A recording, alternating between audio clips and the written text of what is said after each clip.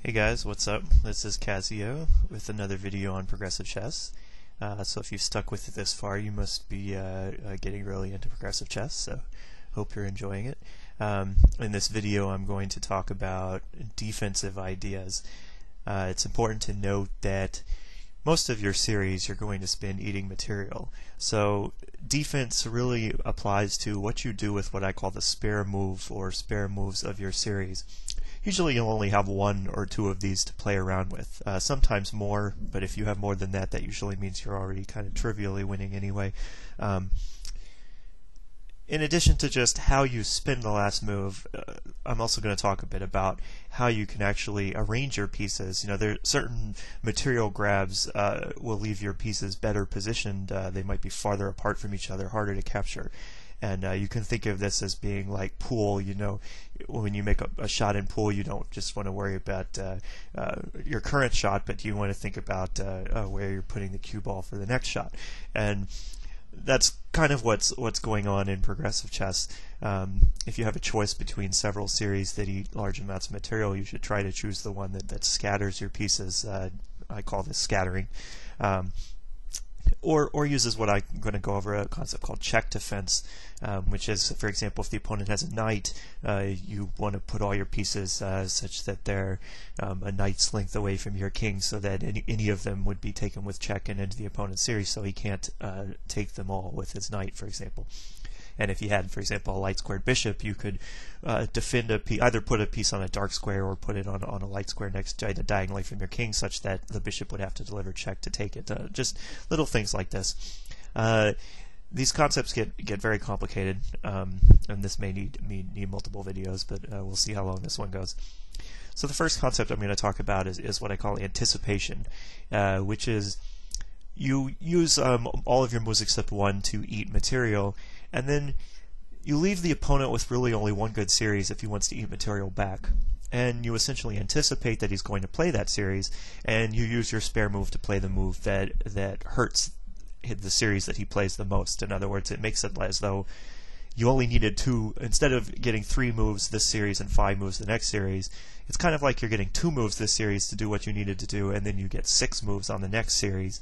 And because the final move you make on this series really sort of goes along with the next series. So I'll give a couple of quick examples of this. The first is after d4, e5.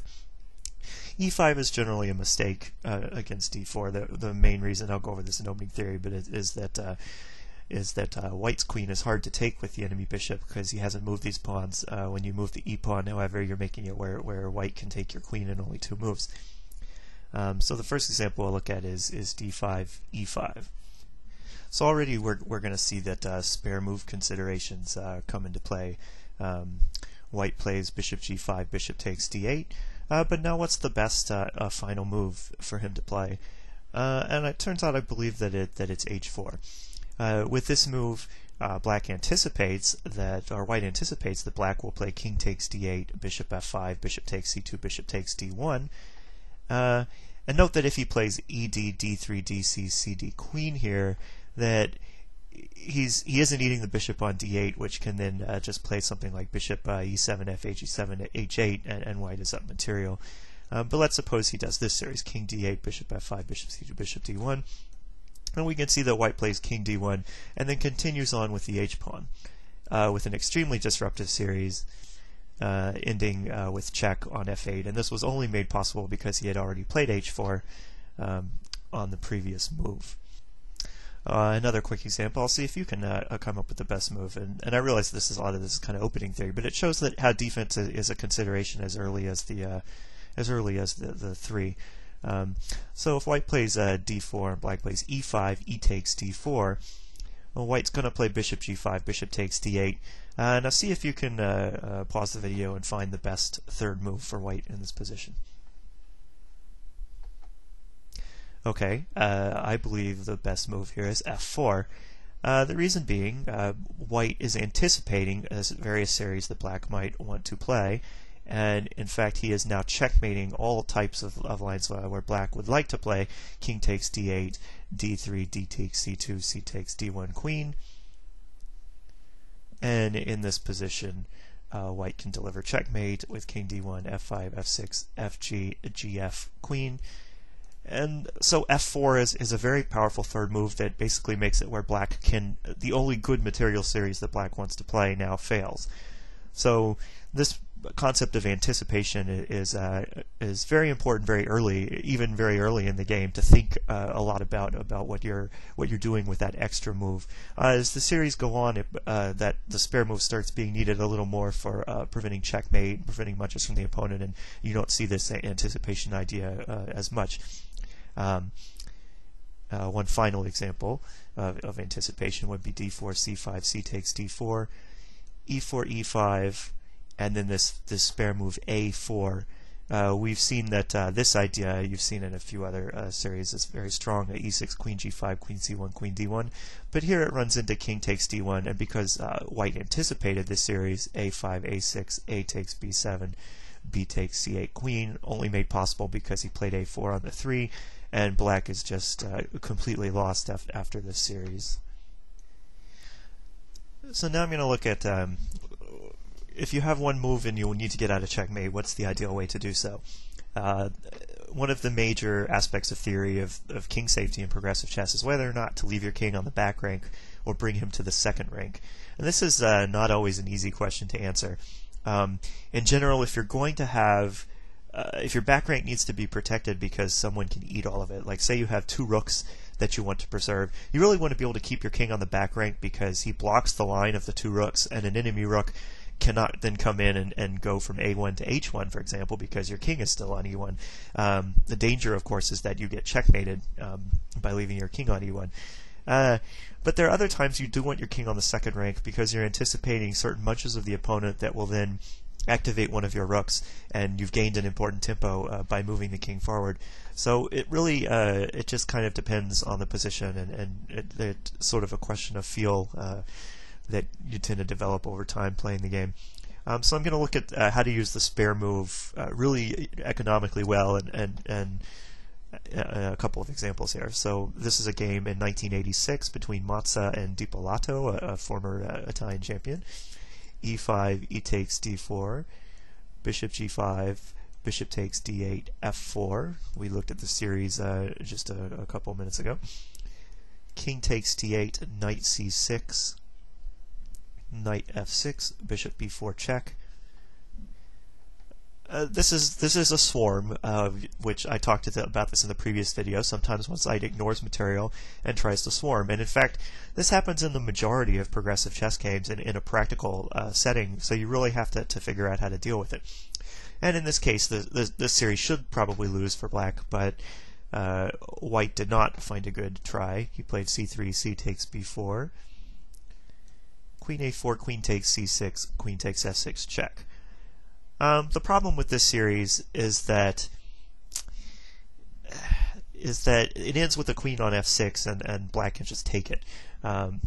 Lots of times when your opponent, when you have a bowling ball series with a queen, you generally want it to be a little more disruptive than this, either taking something on a8 or h8 where it's delivering check, or sitting in a corner and it's hard to recapture, or you want to just leave your queen back and eat with other things and make him have to come take your queen. So here black finds an excellent series. G takes f6. Notice this is the material part of the series. a5, a takes b4, rook takes a2, rook takes a1. And at this point, we now reach what we call the spare move. You would have to calculate that you're getting checkmated if you play checkmated or ghosted. I'm not sure which. Probably checkmated to a pattern like rook e3, knight takes f7 if you took on b1. So rook takes b1. This is not going to work out. So black has to find an ideal move to make here that doesn't get mated. So the problem here is, let's suppose he just plays the natural king e7 and brings the king to the second rank. Well, then white would have an extremely strong series. h4, rook h3, rook a3, rook takes a1, rook a8, rook takes c8, rook takes h8, and black has been reduced to no pieces, and his only promotable pawn is this one on f1, but it can't become a queen and it can't be supported for checkmate, so white is going to win this rather easily. So going back to this position, why don't you pause the video and see if you can find the best move that black should play here to avoid checkmate. Okay, so it turns out it should be c5. And this is what Dipolato played, and it's the ultimate spare move. The king defends the back rank. Since he's not getting checkmated, it's now impossible for white to take both of black's rooks and not get mated himself. And so his position is hopeless here. In the game, he played h4, rook h3, rook a3, rook a1. But notice now he doesn't have this rook a8, c8, h8 idea. So instead he played e3, e takes d4, d takes c5, but leaving the king on the back rank like this with a rook is obviously not going to work. Rook g8, or rook takes g2, d6, d takes c5, c4, c3, c2, c1 queen, the by now very familiar pattern on the 8 of checkmating with a queen and a rook. So now let's look at a game that I played in 1998 against Ottavio Vargiu of Italy. E4, E5, D5. E5, D5 is not a good series. Queen G4, Queen C8, Queen D8 is the refutation, but it actually seems to win against D4, Bishop G5, Bishop takes D8 with this series. King takes D8, Bishop G4, Bishop takes D1, Bishop takes C2, and simply by denying white the opportunity to easily take this bishop with King takes D1. Black seems to actually have a winning position. But the move that white tried initially looked like it won to me, and I had to spend many hours, this was a correspondence game, many hours of analysis trying to find any sort of 6 that could save my position. And finally it came down to finding the ultimate spare move. Knight a3, knight takes c2, e takes d5, d takes e5, castles long. Now, I know I said that castling